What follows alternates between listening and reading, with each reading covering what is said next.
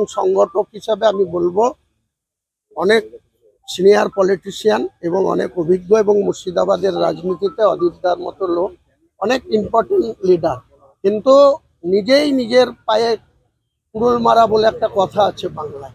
তো অধীরদা তার নিজের ক্যারিয়ারটাকে উইক করেছে, দুর্বল করেছে, নিজের পায়ে নিজের কুড়ুল মেরেছে তার মিসেসের কথাই চলতে গিয়ে। এই যে কলকাতায় একটা অফিস আছে যেটা বিধান ভবন, সেই বিধান ভবনে তিনি 10 বছরেরও বেশি সময় চার্জে ছিল। ভারতবর্ষের কংগ্রেস, সোনিয়া গান্ধী, রাহুল গান্ধীরা তাকে 10 বছরেরও বেশি সময় ধরে প্রদেশ সভাপতি রেখেছিলেন। তিনি যদি ওটাকে তার কিচেন রুমের সদস্যর কথাই চালাতে যায়, তার যা পরিণতি হওয়ার আজকে সেটাই হয়েছে। এটা মান অপমান, তো আপনাকে মান রক্ষা করার দায়িত্ব তো আপনারও। আমাকে যদি কেউ অসম্মান করে সেটাকে কি করে কন্টেম করব বা কি করে সেটাকে প্রতিহত করব বা আমার সম্মানটাকে কি করে আমি উজ্জীবিত রাখবো, সেটা তো দায়িত্ব আমার।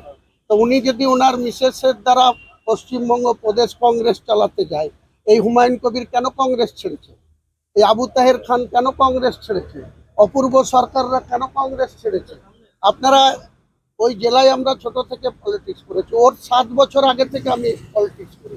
ও 1989 সালে রাজীব গান্ধীর হাত ধরে কংগ্রেসে এসেছে, আর আমি 1982 এই অবস্থা হয়েছে। তার জন্য আজকে তাকে সেই ব্যাঙে মুতে দেয় বলে সেই হাল হয়েছে, কেউ উঠছে না। পদ গেল, তাকে ভোটে হারলো, তারপরে পদ গেল। এখনো হঠাৎ বলছে গুলাম মীর জেনারেল সেক্রেটারি, সেই রাজ্যের প্রভাবী, সে নাকি ওকে হঠাৎ করে বলেছে যে উনি প্রাক্তন, দিল্লিতে ডেকে ওনাকে বলেছে প্রাক্তন অ্যাড্রেস করেছে, তাই নিয়ে ওর ঘোষা হচ্ছে। কিন্তু এটা তো ভাবা উচিত ছিল, যদি আজ ভিত থাকতো, লোক জল থাকতো, জনবল থাকতো, তাহলে অধীর চৌধুরীর এগেনস্টে এই ধরনের স্টেপ নেওয়ার গুলাম মীর কেন, আরো 10টা মীর এসেও নিতে পারে।